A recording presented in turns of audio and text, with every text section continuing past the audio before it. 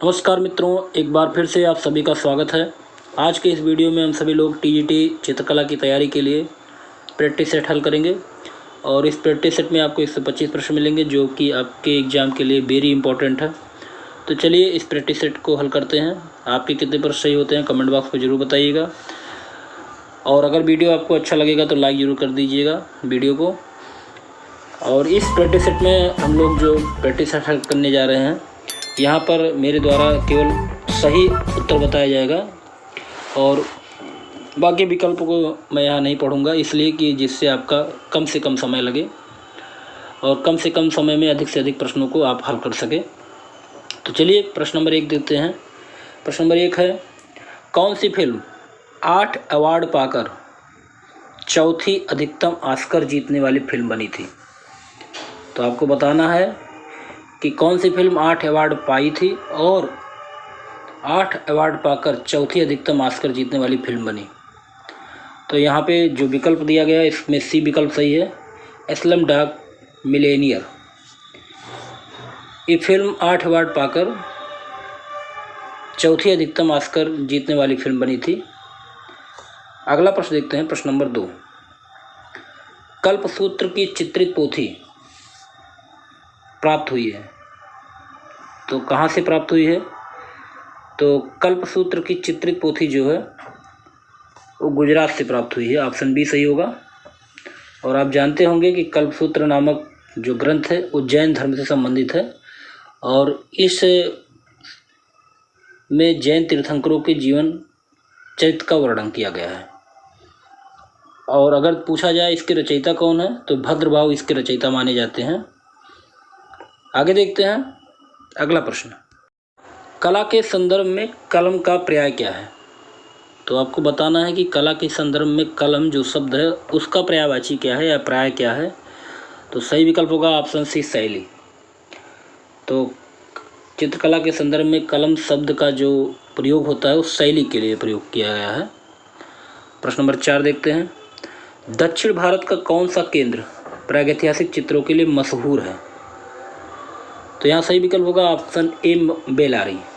तो दक्षिण भारत का केंद्र जो है प्रागैतिहासिक चित्रों के लिए जो मशहूर है उस स्थान का नाम है बेलारी। अगला देखते हैं, अगला प्रश्न है, the Hindu view of art पुस्तक किसने लिखा? इम्पोर्टेंट है। तो इसको लिखने वाले हैं मुल्क राज आनंद। ऑप्शन सी सही होगा। अगला प्रश्न देखते हैं, प्रश्न नंबर 6, नेकचंद सैनी का संबंध किससे है? तो आपको बताना है कि नेकचंद सैनी का संबंध किससे है?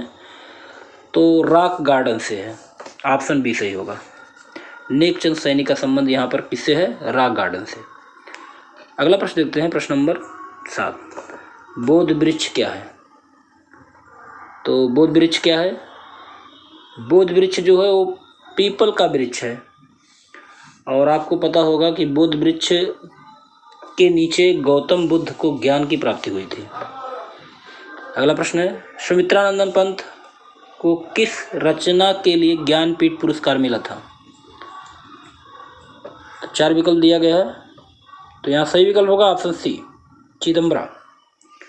तो पंत जी जो थे छायावादी युग के 4 स्तंभों में से एक हैं और उनकी जो रचना चिदम्बरा, इसके लिए इनको 1968 ईस्वी में ज्ञानपीठ पुरस्कार मिला था। अगला प्रश्न देखते हैं, भाभा प्रमाण अनुसंधान केंद्र कहाँ पर है?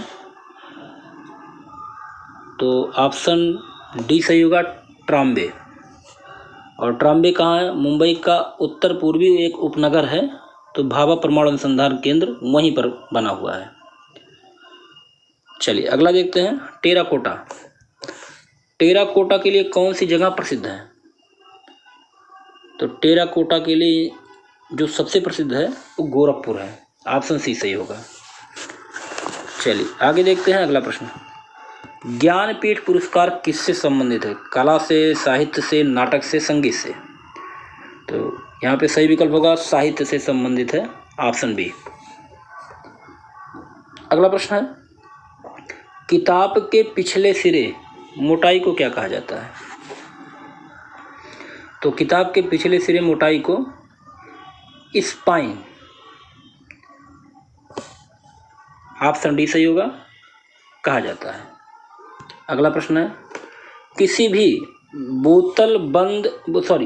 बोतल का रेखांकन करने के लिए इनमें से किस ज्यामितीय आकार का प्रयोग किया जाता है? तो सही विकल्प होगा ऑप्शन सी, बेलन का। अगला देखते हैं, चित्रकारी के विभिन्न कार्य क्या हैं? तो चित्रकारी के जो विभिन्न कार्य हैं उपयुक्त सभी होंगे। ऑप्शन डी यहाँ पर सही होगा। चलिए आगे प्रश्न देखते हैं, प्लास्टर ऑफ पेरिस किससे बनता है? आपको बताना है प्लास्टर ऑफ पेरिस किससे बनता है। तो यहाँ सही विकल्प होगा ऑप्शन सी, जिप्सम से। अगर देखें तो प्लास्टर से 3 पदार्थों का बोध होता है, जिप्सम प्लास्टर, चूना पत्थर और सीमेंट प्लास्टर, और इसे प्लास्टर ऑफ पेरिस भी कहा जाता है। तो यहाँ सही विकल्प होगा ऑप्शन सी, जिप्सम। अगला प्रश्न है, फुलकारी कला क्या है? तो फुलकारी कला क्या है? ये लोक कला है एक, तो ऑप्शन सी सही होगा।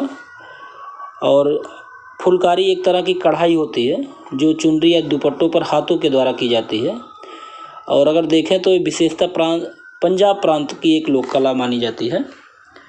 आगे देखते हैं, कोणार्क का मंदिर किस भारतीय हिंदू देवता को समर्पित है? सभी को पता है सूर्य देवता को समर्पित है विश्व प्रसिद्ध कोणार्क का मंदिर। ऑप्शन सी सही होगा। अगला प्रश्न देखते हैं, गुप्त काल का प्रसिद्ध ईंट मंदिर कहाँ पर है? वेरी इंपॉर्टेंट है। गुप्त काल का प्रसिद्ध ईंट का मंदिर कहाँ पर है? तो उत्तर प्रदेश के कानपुर जिले में है। और कहाँ पर? कानपुर में, भीतर गांव में। ऑप्शन बी सही होगा। चलिए अगला देखते हैं। अगला प्रश्न है, स्तूप के किस भाग को हर्मिका कहते हैं?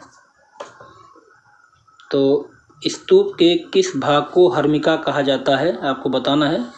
तो यहाँ सही विकल्प होगा ऑप्शन डी, अंड के ऊपरी भाग। प्रश्न नंबर 20, बाबर द्वारा निर्मित पहली मस्जिद कहाँ स्थित है? तो बाबर द्वारा पहली मस्जिद जो बनाई गई थी वो पानीपत में। ऑप्शन बी सही होगा यहाँ पे।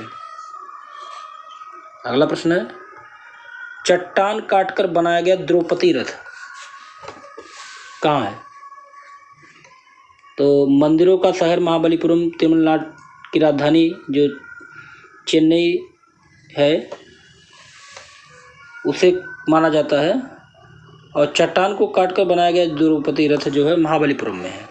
ऑप्शन डी सही होगा यहाँ। अगला प्रश्न है, भारत में कुशाणकालीन मूर्तियाँ बड़ी संख्या में किस संग्रहालय में उपलब्ध है? तो मथुरा संग्रहालय में है। ऑप्शन ए सही होगा यहाँ पे। प्रश्न नंबर 23, किस देश में पुस्तक बुक ऑफ डेड प्राप्त हुई थी? तो मिस्र देश में बुक ऑफ डेड पुस्तक प्राप्त हुई है। अगला प्रश्न है, painting is the art of hollowing a surface, यह किसका कथन है? तो painting is the art of hollowing a surface कथन जॉर्ज स्यूरा का है। ऑप्शन डी सही होगा। इंपॉर्टेंट प्रश्न है, इसको आप नोट कर लीजिए। अगला प्रश्न है, ब्लू हॉर्स चित्र किससे संबंधित है? तो ब्लू हॉर्स चित्र किससे संबंधित है? तो फ्रेंच मार्क से। ऑप्शन बी सही होगा। अगला प्रश्न देखते हैं, प्रश्न नंबर 26, आर्ट एंड क्राफ्ट्स आंदोलन का नेतृत्व किसने किया था? तो यहाँ सही विकल्प होगा ऑप्शन डी, विलियम मॉरिस। तो आर्ट एंड क्राफ्ट्स आंदोलन एक अंतर्राष्ट्रीय आंदोलन था जिसका नेतृत्व किया था विलियम मॉरिस ने। अगला प्रश्न है, ओपोलो एंड डेफने नामक प्रसिद्ध मूर्ति शिल्प का मूर्तिकार कौन है? तो ओपोलो एंड डेफने नामक प्रसिद्ध मूर्ति शिल्प का मूर्तिकार जो है वो है वर्निनी। ऑप्शन बी सही होगा। चलिए अगला प्रश्न देखते हैं, प्रश्न नंबर 28, फ्लोरेंस कैथेड्रल के गुम्बद का मुख्य वास्तुकार कौन था?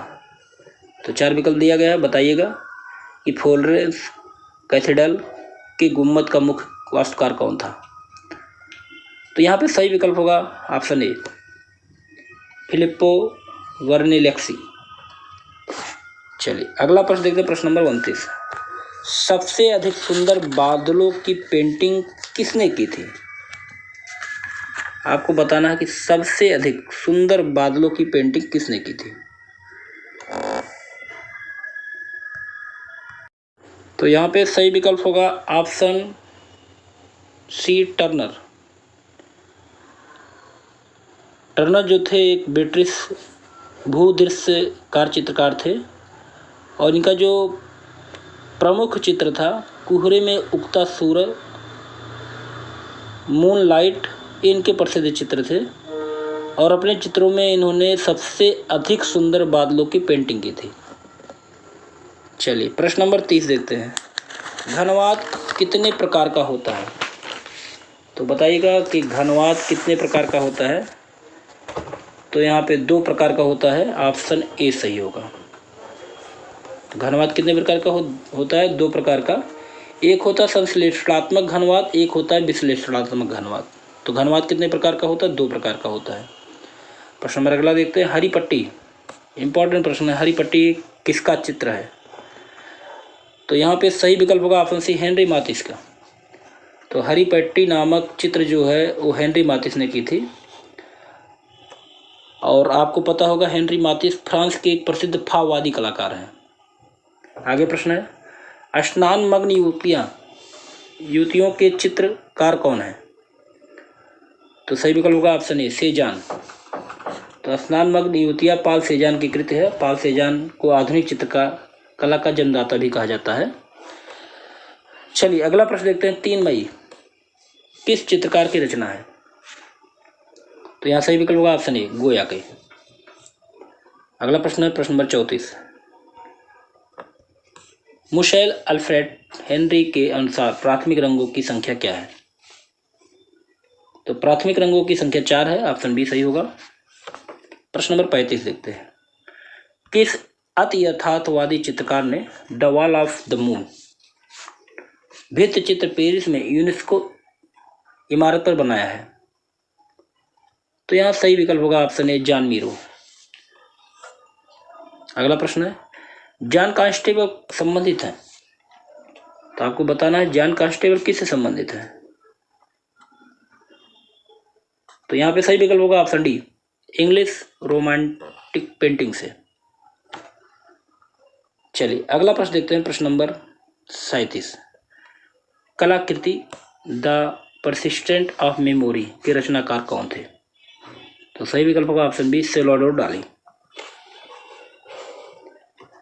अगला प्रश्न है, अति यथार्थवादी कलाकार का नाम बताइए जो पक्षियों के प्रति आसक्त था और उसके पास अल्टर ईगो नामक पक्षी भी था। तो यहाँ सही विकल्प होगा ऑप्शन ए, मैक्स अर्नस्ट। अगला प्रश्न देखते हैं, प्रश्न नंबर 39। उस कलाकार का नाम दें जिसे वैचारिक कला के तथाकथित पिता के रूप में जाना जाता है। तो वैचारिक कला के तथाकथित रूप में हम मार्शल धूसा को जानते हैं, ऑप्शन ए सही होगा। चलिए अगला प्रश्न देखते हैं। प्राचीन यूनान में ओलंपिक खेल किस देवी देवता के सम्मान में आयोजित किए जाते हैं? सही विकल्प होगा ऑप्शन ए, जीएस। अगला प्रश्न है प्रश्न नंबर 41। प्रथम चरण की बाइजेंटाइन कला कहाँ पाई जाती है? तो यहाँ पे सही विकल्प होगा ऑप्शन ए, कॉन्स्टेंटिनोपल में। प्रश्न नंबर 42 देखते हैं। किस प्राचीन कला की वास्तु चित्रकला प्रसिद्ध है? तो सही विकल्प होगा ऑप्शन ए, ग्रीक। प्रश्न नंबर 43 देखते हैं। यूरोप की कला में किस कलाकार को डिवाइन पेंटर कहा जाता है? तो सही विकल्प होगा ऑप्शन डी, राफेल। यूरोप की कला में राफेल को डिवाइन पेंटर कहा जाता है। चलिए अगला प्रश्न देखते हैं, प्रश्न नंबर 44। फ्रैंको कैंटबेरियन क्षेत्र किससे संबंधित है? तो फ्रैंको कैंटबेरियन क्षेत्र होता है प्रागैतिहासिक कला से संबंधित है, ऑप्शन बी सही होगा। प्रश्न नंबर 45, कांच के रंगीन टुकड़े की चित्रकारी किस कला में प्राप्त होती है? तो सही विकल्प होगा ऑप्शन ए, बाइजेंटाइन कला में। प्रश्न नंबर 46, निम्नलिखित में से कौन कलाकार आप आर्ट से जुड़ा था? तो यहाँ सही विकल्प होगा ऑप्शन ए, जोसेफ अल्बर्टो। है ईसाई धर्म की पुस्तक बाइबिल मूल रूप से किस भाषा में लिखी गई है? बताइएगा इस प्रश्न का आंसर क्या होगा। तो यहाँ सही विकल्प होगा ऑप्शन डी, हिब्रू। तो ईसाई धर्म की पुस्तक बाइबिल की जो प्रारंभ में रचना की थी हिब्रू भाषा में की थी। अगला प्रश्न है, चरम पुनरुत्थान कालीन वेनिस का प्रथम चित्रकार किसे माना जाता है? इंपॉर्टेंट प्रश्न है, तो बताइएगा कि चरम पुनरुत्थान कालीन वेनिस का प्रथम चित्रकार किसे माना जाता है? तो ऑप्शन ए सही होगा, टीसिया। प्रश्न नंबर 49, निम्नलिखित को सुमेलित करना है आपको। तो इसको सुमेलित करते हैं। स्टोन ब्रेकर एक गुस्ताव कुर्बे का है। नाइट वॉच ये रैम्ब्रा का है चित्र। पोटैटो ईटर ये है वान गॉग का, और गुर्निका क्या है, पिकासो का। चलिए अगला प्रश्न है, वह जापानी कलाकार जिसने स्वयं के बारे में लिखा था old man mad about painting? तो यहाँ सही विकल्प होगा ऑप्शन डी, होकुसाई। प्रश्न नंबर अगला देखते हैं, पियरो डेला फ्रांसिस्का का सैन फ्रांसिस्को गिरजाघर में किया गया सबसे मशहूर कार्य the history of the two cross क्या है? तो the history of the two cross जो है वो फ्रेस्को पद्धति में बनाया गया है, ऑप्शन डी सही होगा। चलिए अगला प्रश्न देखते हैं, किसका कथन है कला एक अभिव्यक्ति है? तो बताइएगा कला एक अभिव्यक्ति है किसने कहा? तो ये कथन है क्रोचे महोदय का, और क्रोचे इटली के आत्मवादी दार्शनिक थे, और इन्हीं का ये कथन है कि कला एक अभिव्यक्ति है। अगला प्रश्न है, ललित कला का तर्क संगत वर्गीकरण किसने किया था? तो ललित कला का तर्क संगत वर्गीकरण जो किया था हीगल महोदय ने किया था, ऑप्शन बी सही होगा। प्रश्न नंबर अगला देखते हैं, रस सिद्धांत का प्रतिपादन किसने किया? तो रस सिद्धांत का प्रतिपादन अभिनव गुप्त ने किया था। वैसे अगर देखा जाए तो रस सिद्धांत के प्रतिपादक जो प्रथम हैं वो आचार्य भरत मुनि हैं। चलिए अगला देखते हैं, सामरंगण सूत्रधार के रचयिता कौन है? तो यहाँ सही विकल्प होगा ऑप्शन सी, भोज। तो राजा भोज ने सामरंगण सूत्रधार की रचना की थी। अगला प्रश्न है, विष्णु धर्मोत्तर पुराण कथन है, विष्णु धर्मोत्तर पुराण प्राचीन भारत के दृश्य और मंचीय कला का एक विशालतम प्राचीन भारतीय ग्रंथ है। ऐसा इसलिए है क्योंकि इसमें कला के विभिन्न आयाम जैसे नाट्यकला, संगीत और प्रतिमा लक्षण वर्णित है। तो इसमें कौन सा सही है? कथन। तो यहाँ पे ऑप्शन डी सही होगा, दोनों ए और आर दोनों सही है, तर्क भी सही है और कथन भी सही है। अगला प्रश्न है प्रश्न नंबर 57, निम्नलिखित में से गर्म रंग कौन सा है? तो ऑप्शन सी होगा, लाल। अगला प्रश्न है, चित्रकला के कितने तत्व माने गए हैं? तो चित्रकला के 6 तत्व माने गए हैं। और 6 तत्व कौन कौन से हैं? रेखा है, वर्ण है, तान है, गठन है, आकृति है और अंतराल है। अगला प्रश्न है, पोत क्या है? तो पोत धरातलीय गुण होता है। ऑप्शन ए सही होगा यहाँ पे। धरातल का गुण जो होता है वो पोत कहलाता है। प्रश्न नंबर अगला देखते हैं, लेपन स्वरूप की मणि नक्काशी विधि निम्नलिखित में से किससे संबंधित है? तो यहाँ पे सही विकल्प होगा ऑप्शन डी, उत्कीर्णन से संबंधित है। अगला प्रश्न है प्रश्न नंबर 61, समाचार पत्र पर स्याही में किसने स्प्लैश फ्रंट पेज बनाया? तो सही विकल्प होगा ऑप्शन सी, एम.एफ. हुसैन ने। प्रश्न नंबर अगला देखते हैं, चित्रकारों को उनके चित्रों के साथ सुमेलित कीजिए। तो एक तरफ चित्रकार दिया गया है, एक तरफ उनके चित्र दिए गए हैं। तो चलिए सुमेलित करते हैं। नंदलाल बोस का जो चित्र है, mother feeding her child. Yamini Roy का है मदर एंड चाइल्ड। और रथिन मित्रा का है ओपन एयर रेस्टोरेंट। और H.A. गाडे का है हट्स। तो आप इसको देख लीजिएगा। अगला प्रश्न देखते हैं प्रश्न नंबर 63, भारत में वुड एंटेग्लियो की समकालीन छापा चित्र प्रक्रिया किसने प्रारंभ की? तो यहाँ सही विकल्प होगा ऑप्शन बी, सनतकर। अगला प्रश्न है, where are all the flowers gone शीर्षक नामक टिप्पणी चित्र किसके द्वारा निर्मित है? तो सही विकल्प होगा ऑप्शन डी, अर्पणा कौर। अगला प्रश्न देखते हैं प्रश्न नंबर 65, किस भारतीय कलाकार के चित्रों की प्रतिलिपि अधिकांश घरों में पाई जाती है? तो ऑप्शन सी से डी सही होगा, राजा रवि वर्मा की।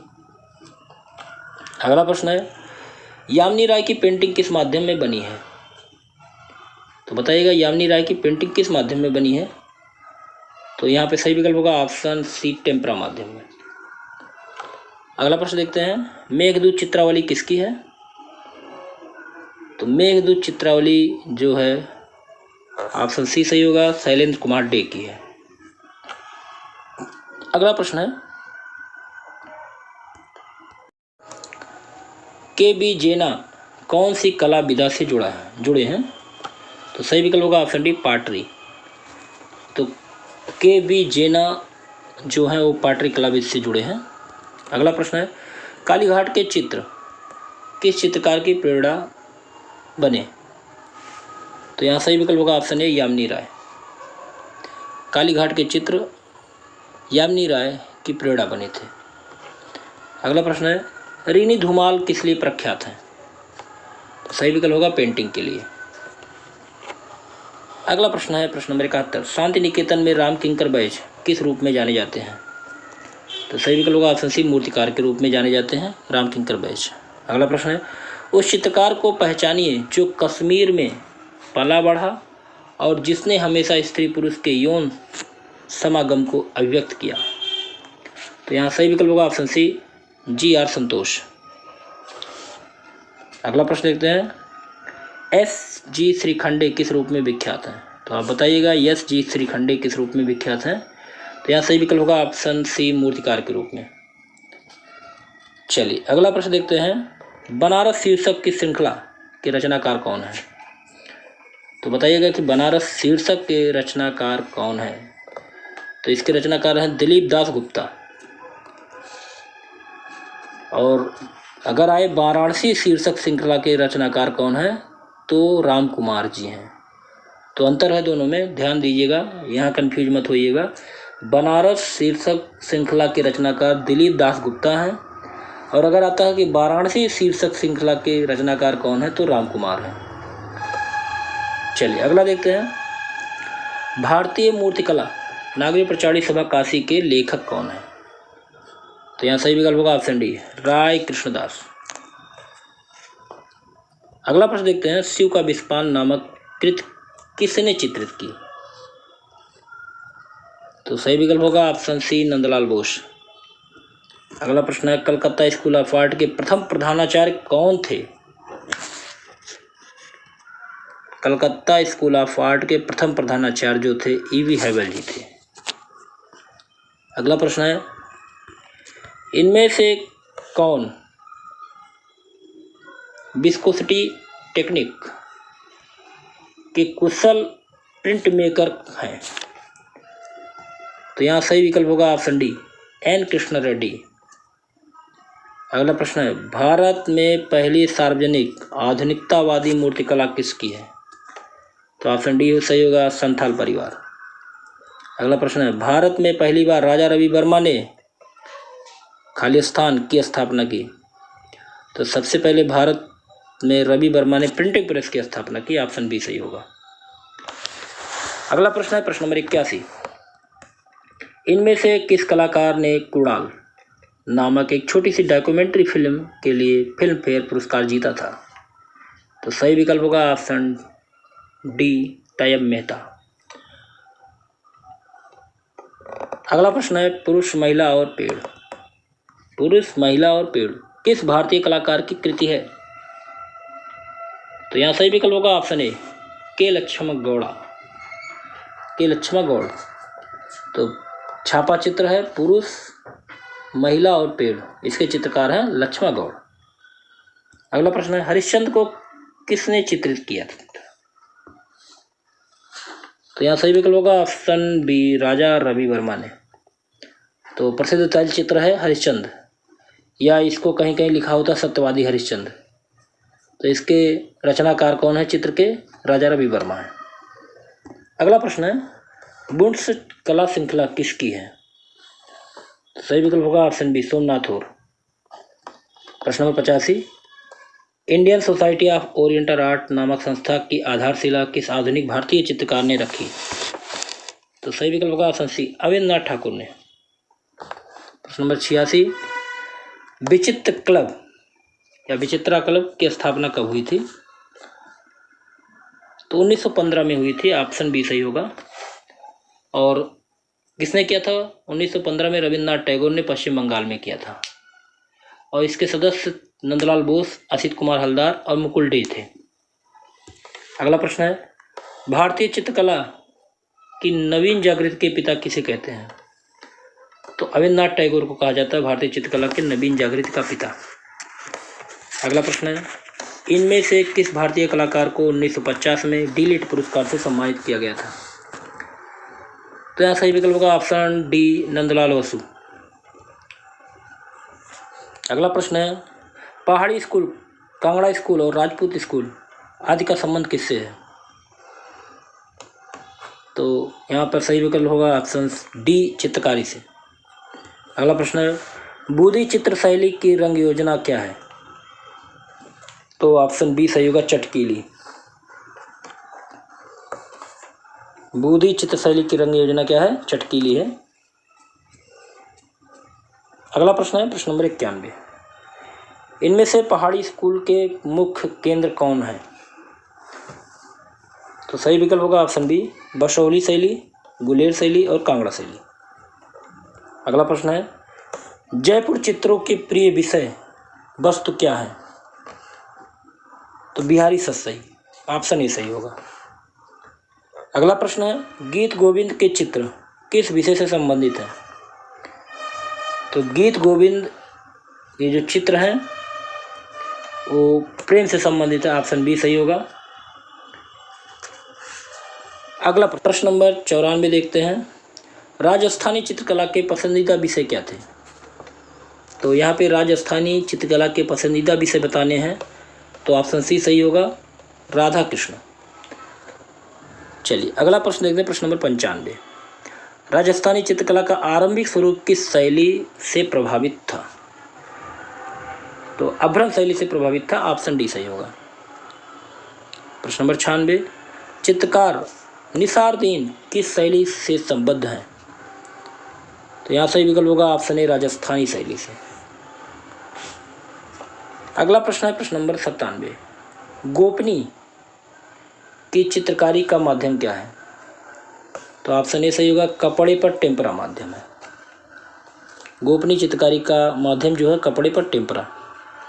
प्रश्न नंबर 98, इनमें से किस स्कूल के कलाकार केवल बेचने के लिए ही चित्रकारी करते थे?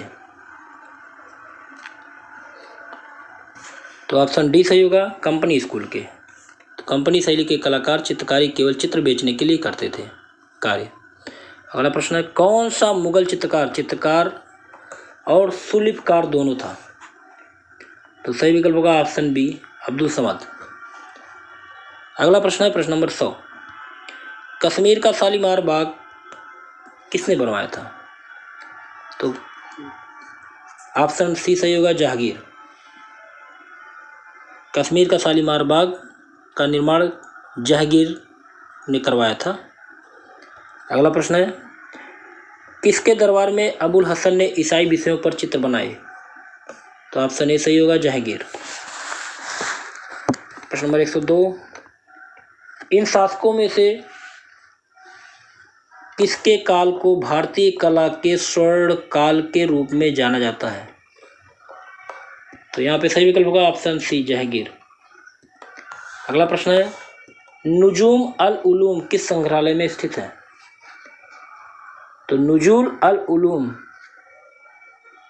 ये जो है चेस्टर बिट्टी लाइब्रेरी डबलिन में स्थित है।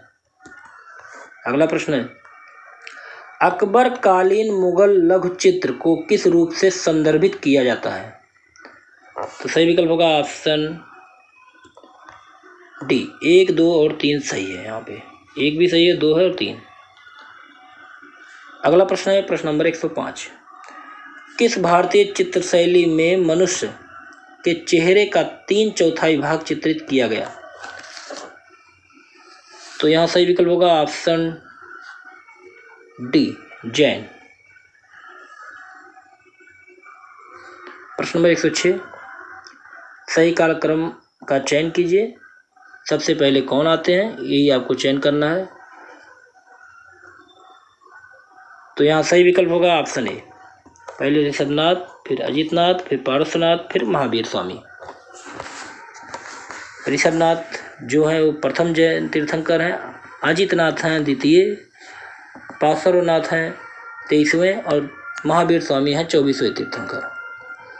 अगला प्रश्न है, कौन सी गुफा का उल्लेखनीय थीम को दिखाती है जिसमें रावण द्वारा माउंट कैलाश हिलाने की थीम दिखाया गया है?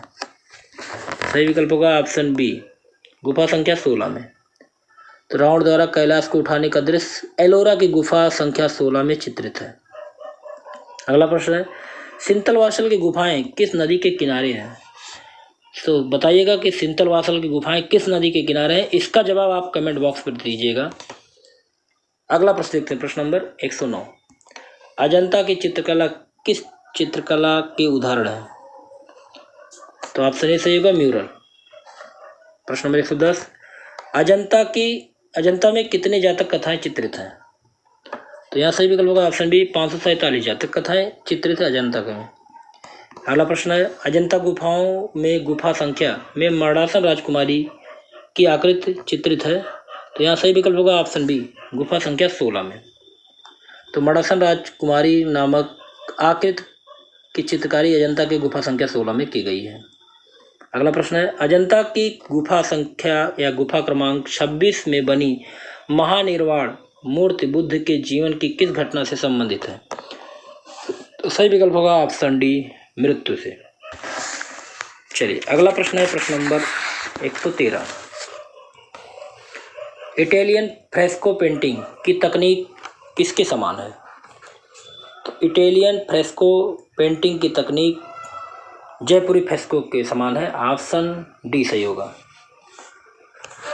अगला प्रश्न है प्रश्न नंबर 114, मध्य प्रदेश में विदिशा के समीप स्थित उदयगिर गुफाएं से किस काल से संबंधित हैं?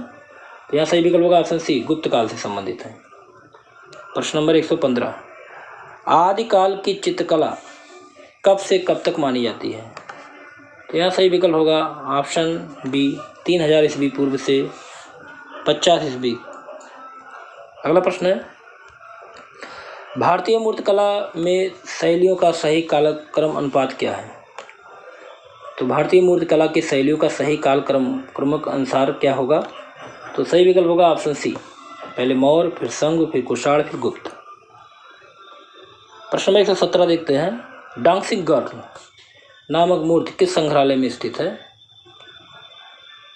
तो यहाँ सही विकल्प होगा ऑप्शन सी, राष्ट्रीय संग्रहालय नई दिल्ली।